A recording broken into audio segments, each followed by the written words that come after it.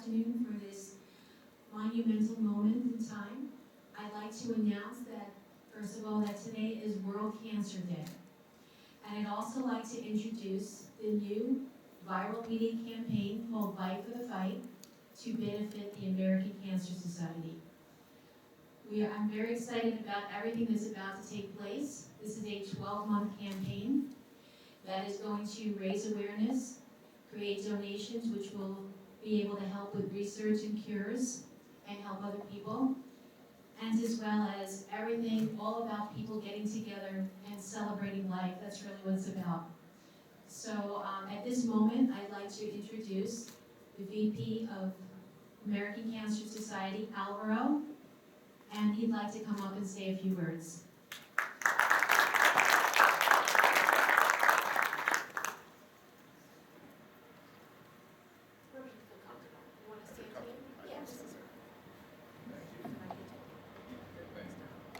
Good morning. Thanks very much for being here today.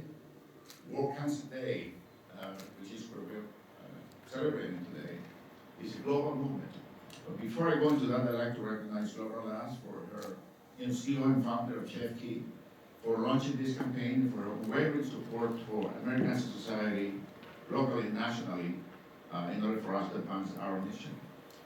So I'd also like to welcome our illustrious visitors from Nigeria, especially Madame Rosso Alakida, and welcome to Albany. And I want to speak a little bit about World Cancer Day, which is celebrated every 4th of February every year. And this year, with the tagline, "We can, I can," this mass global movement aims to marshal all the collective resources, individual resources across the globe to fight the burden of disease caused by cancer. Cancer is the leading cause of global death, and the impact of cancer in low and middle income countries is growing fast, faster than our ability to meet that, and to relieve that burden. You know, as opposed to the US, where we have made tremendous progress in reducing death, reducing new cases, and reducing mortality, as I said. And we have access to treatment, and not only chemotherapy, radiotherapy, but also prevention interventions. In many countries around the globe, these are missing. The word cancer carries a stigma and myth that people don't want to acknowledge this disease. Most people don't recognize or don't understand what are the lifestyle risk factors that lead to cancer. How can we prevent cancer? And the importance of early diagnosis of cancer. Because remember, if we can prevent cancer, that's the best way. But if not, we need to detect cancer as early as possible. 80% of the cancer diagnosed in low and middle income countries are diagnosed late. And then people don't have access, many people don't have access to the medications, to the chemotherapy, radiotherapy needed to provide services. And a key aspect is quality of life. Pain accompanies late-stage cancer. And in many countries, people don't have access to pain medications.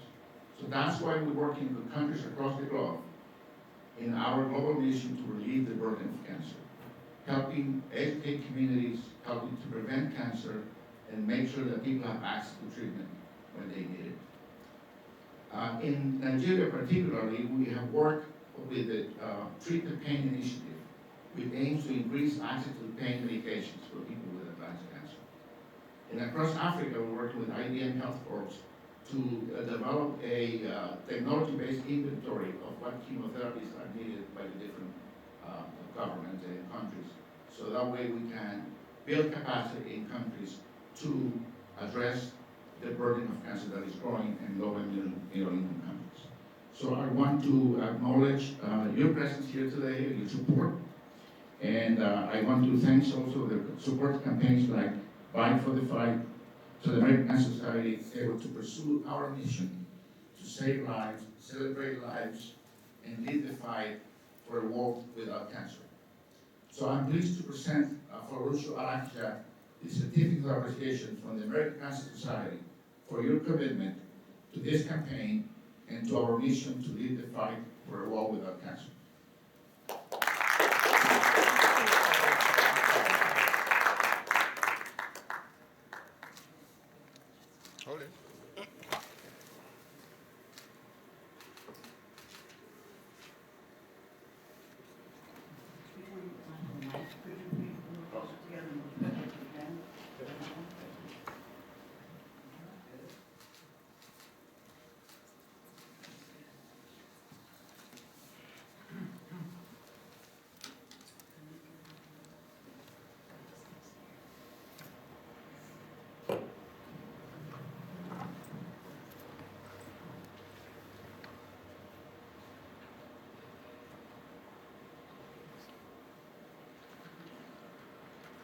Good afternoon, ladies and gentlemen.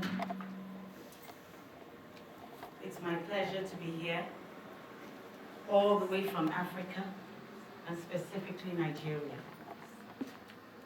As you know, but I'll repeat it so you'll know the pronunciation. My name is Folorunso Alakija. I'm a mother, I'm a grandmother, I'm a businesswoman, and I'm a minister of God, and I wear many hats. I received the invitation to come and be the leading woman in the campaign for the fight. Specifically to eradicate, by the special grace of God, the devastating disease called cancer. Now, cancer is a disease that is ravaging in every nation of the world amongst humans. For as long as you're a human being, it is not a respecter of persons. It is not a respecter of creed, age, religion, color.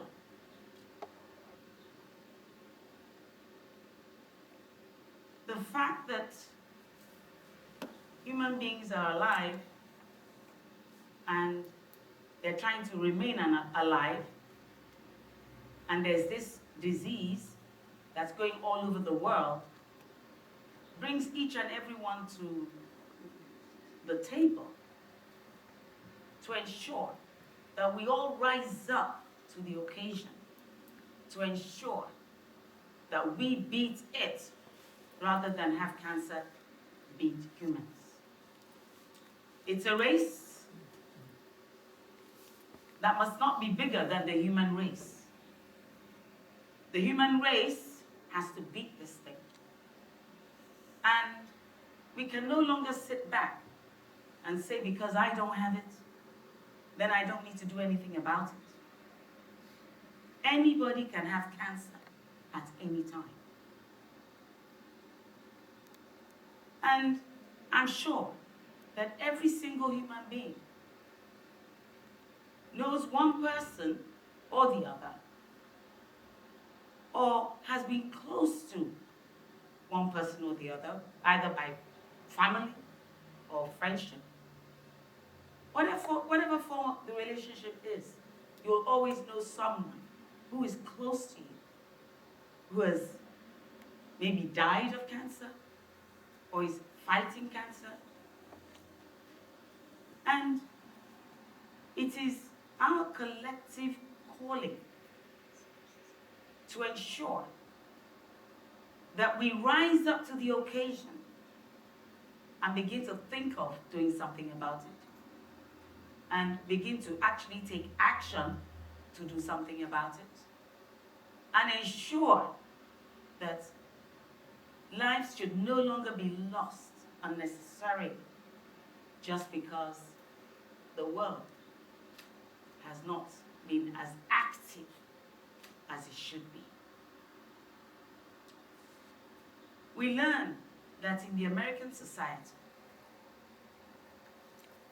about 8 million people die of cancer on an annual basis.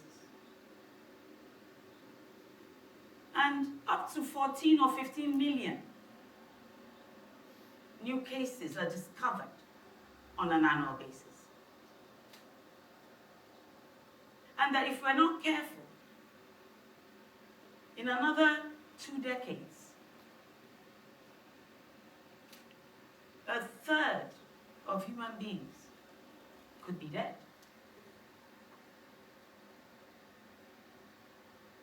I thank God for the occasion, for the opportunity when I got the letter of invitation inviting me to be the leading woman in this campaign. I would not have said no. about what's going on in the world. And I too know people who have been close to me, one of which was my son's wife, a black American lady who died of cancer a few years back. I have friends, close friends, who have died of cancer. So, automatically, and also for the reason that God desires that we should be our brother's keepers, I did not have a choice but to say, yes, I will come. Here we are. My job is to ensure that we bring awareness to the general public, not just in America, but in every continent of the world. Wherever there are humans, we have to let them know of what cancer is all about. We have to let them know what the preventive measures are. We have to let them know how they can catch it and curb it before it gets into a deadly level where it can no longer be treated to the level where people can survive. We have to let people know how to manage their lives, even when they do find that they now have cancer. What we should let them know is not turn over and say, okay, I'm going to shrug my shoulders and give up. Giving up is not an option.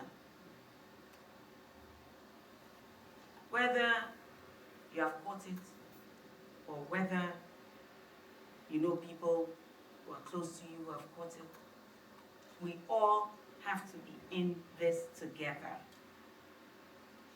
There are those who are going through pain and suffering right now. The fact that those of us in this room and those who are going to hear about this campaign may not necessarily be victims does not mean that they shouldn't get up and rise up to the occasion and do something about it. And that is what this campaign is all about. Ensuring that the movement accelerates and that we get everyone to jump on this moving train and make sure that no one is left behind. Cancer eats into the human body. And sometimes it goes from one part of the body to the other. The best thing is prevention. And before you can prevent, you need information. Information would help every single one of us to ensure that we don't fall into any of the levels that cancer bites into. So it is my singular pleasure to be here as the leading woman. It is my singular pleasure to invite each and every one of you to be a part of this campaign in whichever way that you can be. You may not have the money, but that does not mean that you don't have the talent. You may have a gift that God has given you. You may be in a profession that could help. Even children are not left out. There are things that they can offer. to help out in this campaign.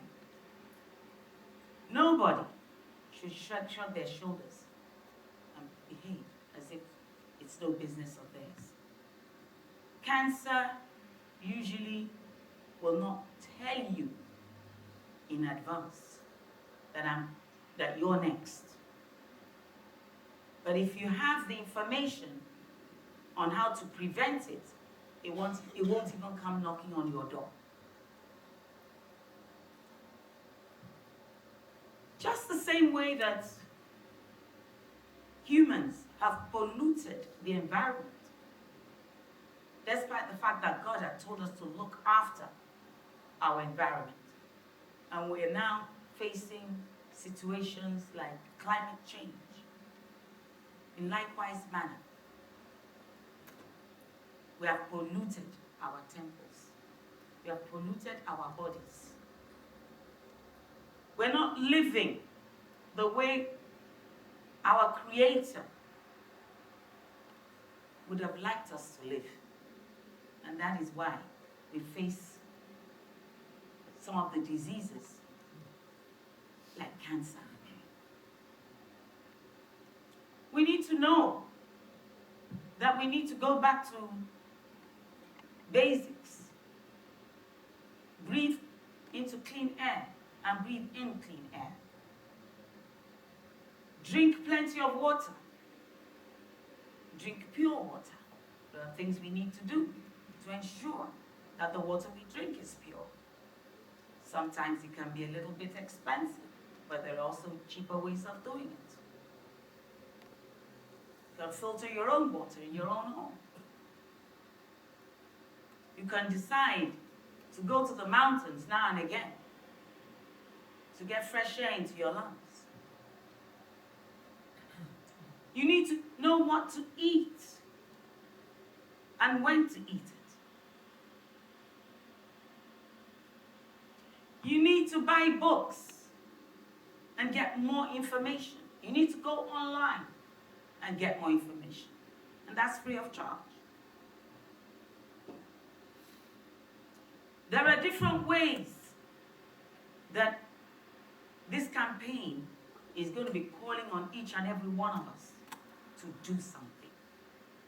The most important thing that you must not do is to sit down and fold your arms. That is not an option. So I'd like to encourage each and every one of you, under the unction of my voice, or wherever you read about this campaign, to make sure that we pass on the buzz, that everything begins to buzz about cancer and the fight against cancer. Tell your friends, tell your relations, tell your colleagues.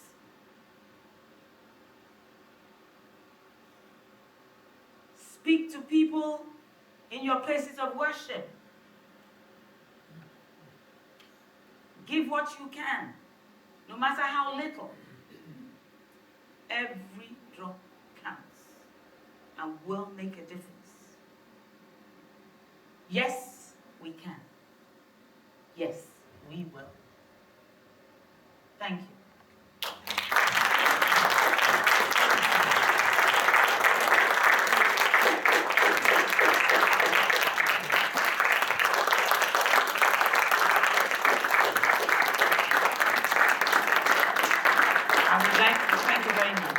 I would like to thank the organizers of this campaign. Laura Lars of Chef King. God bless you. The American Cancer Society. And those who actually, the organization that actually keyed into ensuring that all the various campaigns have a positive reaction on the calling. The organization called UICC, You know them? Oh, okay. All those organizations in different parts of the world that are doing one thing or the other, I'd like to thank each and every one of them too. Because this campaign is not going to be limited to America. It's going to go worldwide. So I'd like to thank you for this call that is going out right from this time, this moment, for all the efforts that you have put into this, for your time, and even your sleepless nights, for all those friends who have surrounded you, who have risen up to the occasion. I pray that God Almighty will reward each and every one of you by His grace. In Jesus' name. Thank you for listening. Thank you for having me.